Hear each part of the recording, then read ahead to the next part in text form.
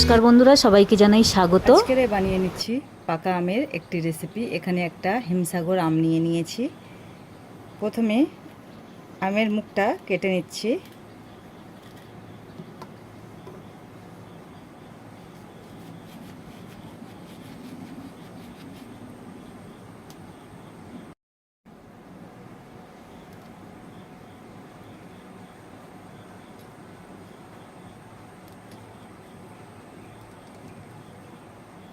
এইভাবে আমের একটা সাইড কেটে নিচ্ছি।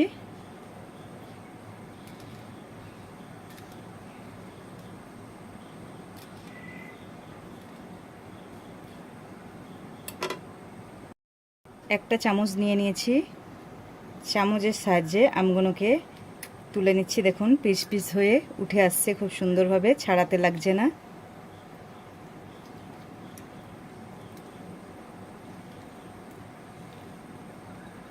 নিয়ে নিয়েছি এখানে একটা মিক্সিং জার। আমগুলোকে দিয়ে দিচ্ছি মিক্সিং জারের মধ্যে। আমটাকে পেস্ট করে নেব।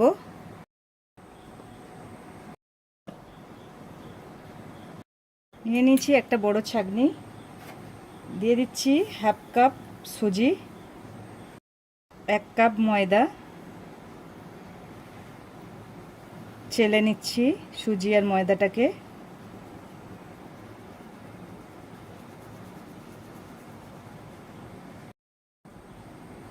দিয়ে দিচ্ছি এখানে হাফ চামচ মতন মৌরি,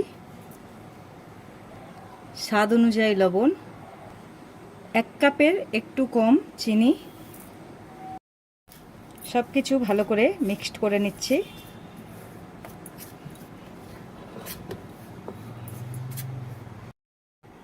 এবারে দিয়ে দিচ্ছি আমের পিউরিটা।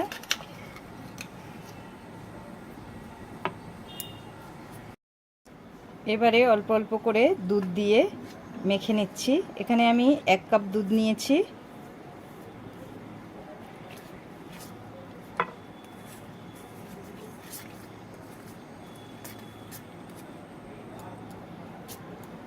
এক কাপ দুধ নিয়েছি। এবারে লাগলে জল দেব। এই মাখার মধ্যে হাফ কাপ জল অ্যাড করছি।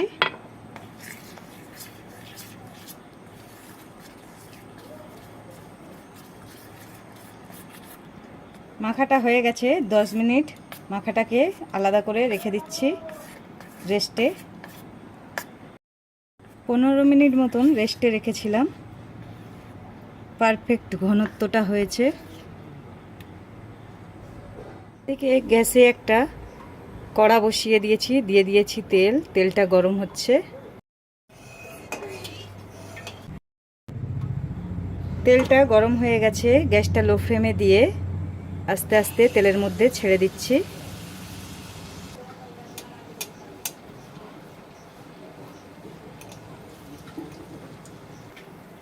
আবারও ছেড়ে দিচ্ছি তেলের মধ্যে। একসাথে সব ছাড়ছি না, একটা করে ছেড়ে উল্টে দিচ্ছি, দিয়ে অন্যটা ছাড়ছি। একসাথে ছাড়লে জড়িয়ে যাবে। আবারও একটা ছেড়ে দিচ্ছি। এখানে গ্যাসটা কিন্তু লো ফ্লেমে রাখতে হবে, হাই ফ্লেমে রাখলে হবে না। তাড়াতাড়ি উপর থেকে চুঙে যাবে আর ভিতরটা হবে না। পাকা আমের এই রেসিপিটা খেতে দারুণ। একবার বাড়িতে অবশ্যই বানিয়ে দেখতে পারেন, খুব লোভনীয়। আমরা নানা রকমের মালপোয়া খেয়েছি, এটা পাকা আমের মালপোয়া বানাচ্ছি। তো একবার পাকা আমের মালপোয়াটা বাড়িতে ট্রাই করতে পারেন, টেস্ট দারুণ। এবারে গ্যাসটাকে হাই ফ্লেমে দিয়ে ভালো করে ভেজে নেব। এখানে 3 মিনিট মতন লো ফ্লেমে দিয়ে ভেজেছি, তারপরে গ্যাসটাকে হাই ফ্লেমে দিয়েছি। দেখুন খুব সুন্দরভাবে ফুলে উঠছে মালপোয়াগুলো।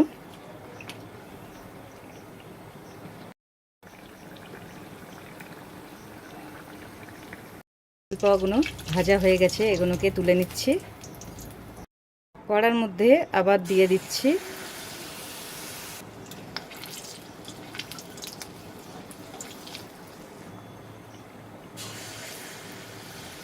এই একইভাবে সব মালপোয়াগুলো ভেজে নেব। পাকা আমের রেসিপিটা কেমন লাগলো বন্ধুরা কমেন্টে জানাবে। আর যারা নতুন বন্ধু আছো অনুরোধ রইল চ্যানেলটিকে সাবস্ক্রাইব করে পাশে থাকবে। সব মালপোয়াগুলো ভাজা হয়ে গেছে, তো ভিডিওটা আমি এখানেই শেষ করছি। নমস্কার।